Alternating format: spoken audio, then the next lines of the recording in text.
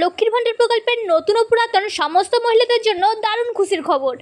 ইতিমধ্যে জুন মাসের লক্ষ্মীর ভাণ্ডার প্রকল্পের টাকা দেওয়ার তারিখ নবান্ন থেকে প্রকাশ করা হয়েছে। হ্যাঁ, আপনারা ঠিকই শুনেছেন, জুন মাসে লক্ষ্মীর ভাণ্ডার প্রকল্পের টাকা কত তারিখ থেকে দেওয়া হবে তা ইতিমধ্যে নবান্ন থেকে জানিয়ে দেওয়া হয়েছে। এছাড়াও যে সমস্ত মহিলারা নতুন করে লক্ষ্মীর ভাণ্ডার প্রকল্পের জন্য আবেদন করেছেন, সেই সমস্ত নতুন আবেদনকারী মহিলাদেরকে কবে থেকে তাদের ব্যাংকের অ্যাকাউন্টে টাকা দেওয়া শুরু করবে সেটাও কিন্তু জানানো হয়েছে। এরই সাথে বিধবা ভাতা, বার্ধক্য ভাতা এবং প্রতিবন্ধী ভাতার টাকা এই জুন মাসের কত তারিখ থেকে উপভোক্তাদের ব্যাংকের অ্যাকাউন্টে দেওয়া হবে সে বিষয়ে রয়েছে গুরুত্বপূর্ণ আপডেট। তাই ভিডিওটি খুবই গুরুত্বপূর্ণ হতে চলেছে, তাই অবশ্যই ভিডিওটিকে শেষ পর্যন্ত দেখবেন। আর আপনি যদি আমাদের চ্যানেলে নতুন হয়ে থাকেন তাহলে অবশ্যই চ্যানেলটিকে সাবস্ক্রাইব করে রাখবেন নতুন নতুন গুরুত্বপূর্ণ আপডেটগুলি সবার আগে পাওয়ার জন্য।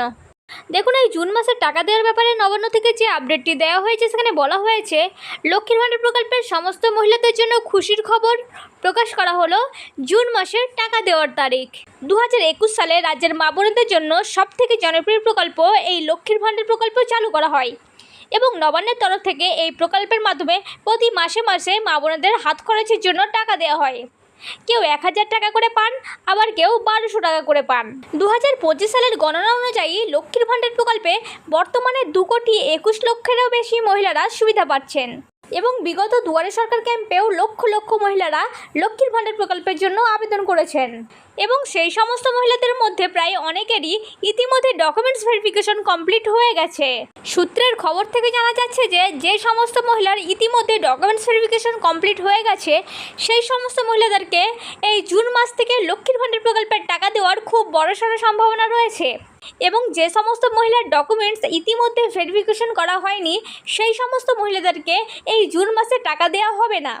আগে তাদের ডকুমেন্টস ভেরিফিকেশন কমপ্লিট করা হবে এবং তাদের সমস্ত তথ্য যদি ঠিকঠাক থাকে তাহলে তাদেরকে পরবর্তীকালে লক্ষ্মীর ভাণ্ডার প্রকল্পের টাকা দেওয়া হবে তাদের ব্যাংকের অ্যাকাউন্টে। তো আপনারা কিভাবে বুঝবেন যে আপনারা এই জুন মাসে লক্ষ্মীর ভাণ্ডার প্রকল্পের টাকা আপনাদের ব্যাংকের অ্যাকাউন্টে পাবেন কিনা?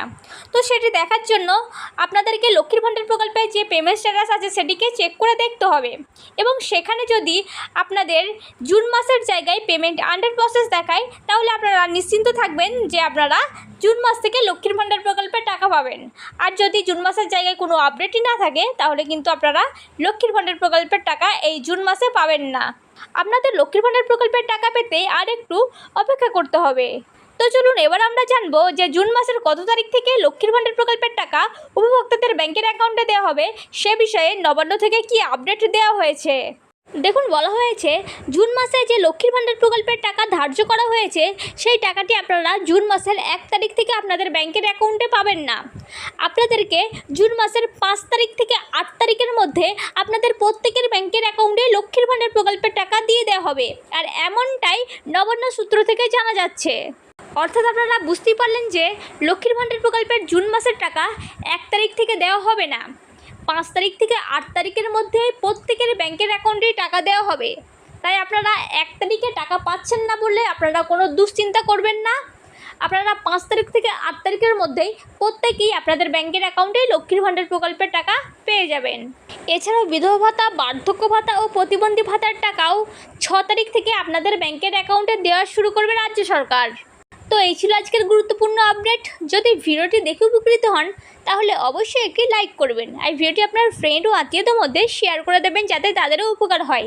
আর আপনি যদি আমাদের চ্যানেলে নতুন হয়ে থাকেন তাহলে অবশ্যই চ্যানেলটিকে সাবস্ক্রাইব করে রাখবেন গুরুত্বপূর্ণ ভিডিওগুলি সবার আগে পাওয়ার জন্য। তো দেখা হচ্ছে নেক্সট কোনো ভিডিওতে। ততক্ষণ ভালো থাকুন, সুস্থ থাকুন, ধন্যবাদ।